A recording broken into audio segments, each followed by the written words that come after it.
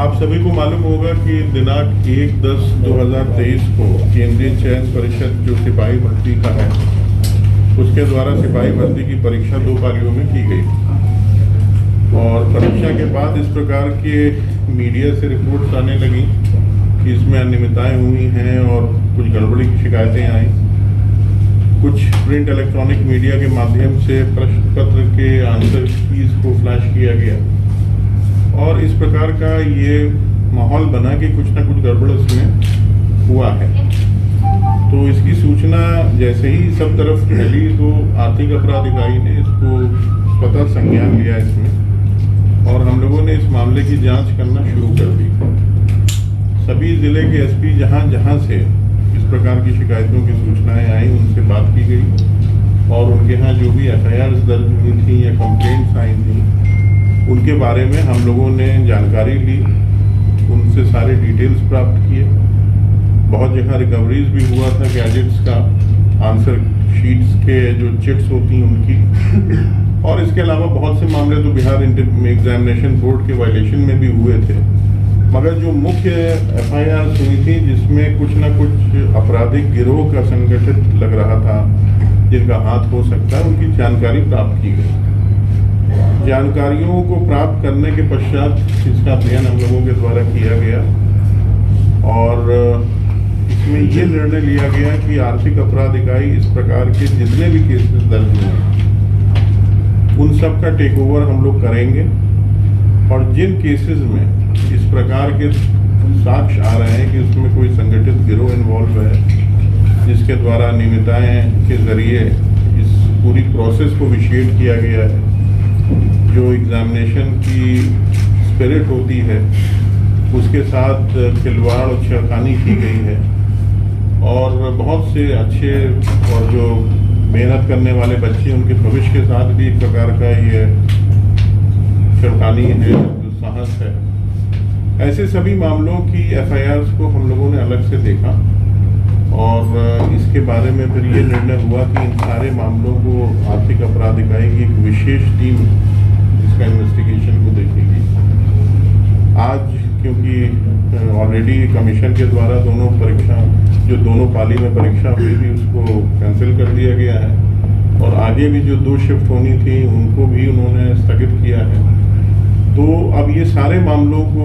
EOU के द्वारा take over कर लिया गया है और हम लोग इसमें बहुत गहराई से इन्वेस्टिगेट करेंगे।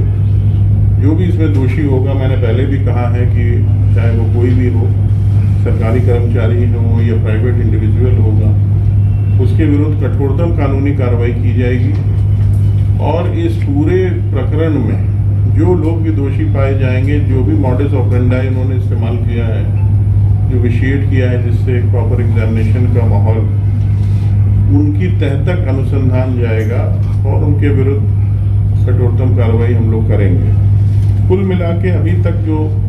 हमारे पास डिटेल्स आए हैं वो बिहार के 40 में से 21 जिलों में एफआईआर दर्ज हुई, जिसमें 67 केसेस दर्ज हुए हैं और इसमें करीब 148 लोगों की गिरफ्तारी भी हुई है और बहुत सी रिकवरीज हुई हैं। इसमें गैजेट्स मिले हैं, बहुत सी और चिट्स मिली हैं, सामग्री मिली है। उन सारी चीज़ों का अध्ययन किया जा रहा है और इस पर आगे की कार्रवाई हम लोग कर रहे हैं। मैंने जैसे पहले भी बताया, एक विशेष टीम का गठन किया गया है जो वरीय पदाधिकारियों के अधीन काम करेगी। इसकी monitoring day to day basis पे होगी और इसमें कुछ अतिरिक्त अधिकारियों को भी पुलिस मुख्यालय से हम लोग अनुरोध कर रहे हैं, उनको भी इसमें शामिल किया जाएगा और इन पूरे मामलों में जितने भी एफआईआर हम लोग टेक ओवर करेंगे, मुझे लगता है कि लगभग 2 दर्जन से अधिक केसेस को टेक ओवर हम लोग करने जा रहे हैं और यदि उसके बाद कुछ और भी मामले आएंगे तो उन पर भी विचार किया जाएगा। इनमें बहुत लंबा समय ना लगे इसके लिए टीम में अच्छे पदाधिकारियों को रखा जाएगा और डे टू डे बेसिस पे इन्वेस्टिगेशन होगा। इसमें साइंटिफिकली इलेक्ट्रॉनिक जो भी हमारी एविडेंस कलेक्शन के मैकेनिज्म्स हैं उनका इस्तेमाल किया जाएगा और अभी तक प्राइमा फेसी जो बातें सामने आ रही हैं उसमें ये ज़रूर है कि इसमें लीकेज हुआ है। समय से पहले प्रश्न पत्र के आंसर कीज का बाहर आना अपने आप में ये सजेस्ट करता है कि किसी न किसी माध्यम से प्रश्न पत्र लीक हुए हैं और कुछ लोगों के द्वारा उसके आंसर कीज बना के सर्कुलेट किया गया है और इसमें पैसे का भी लेन देन के साक्ष्य प्राप्त हुए हैं अभी तक। बहुत से कैंडिडेट्स के द्वारा भी ये बताया गया है कि उनको इस प्रकार के यूपीआई ट्रांजैक्शन के माध्यम से पैसे देने को कहा गया था और बाद में ये काफ़ी वाइड स्प्रेड हो गया, हर जगह इस तरह की चीज़ें सामने आने लगी। तो ये अब इसमें किसी प्रकार का संदेह नहीं है लीकेज के इशू पर और उसी पे हम लोग अब अनुसंधान करेंगे। इसमें जो लोग भी हैं इन्वॉल्व, जैसे भी हैं, इसकी क्या भूमिका है वो आने वाले समय में पता चल जाएगी। हम लोगों ने इसमें बहुत पब्लिक के भी लोगों से, स्टूडेंट से भी बात किया है, उनके द्वारा भी हम लोगों को काफ़ी सूचनाएं दी गई हैं और मैं आपके माध्यम से भी ये चाहूँगा कि हमारा जो टोल फ्री नंबर है आर्थिक अपराध इकाई का 0612 जो कोड है पटना का 2216-236 2216-236, मैं फिर से रिपीट करता हूँ 2216-236। ये टोल फ्री नंबर पर जो भी व्यक्ति किसी भी प्रकार की सूचना देना चाहता है,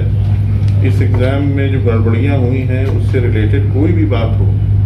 तो हम लोग उसका स्वागत करेंगे और उनकी जो भी इंफॉर्मेशन है उसको ग्रहण करेगा आर्थिक अपराध इकाई और उस पर भी हम लोग जांच पड़ताल करके जो भी उसमें यथोचित कार्रवाई करना है वो की जाएगी।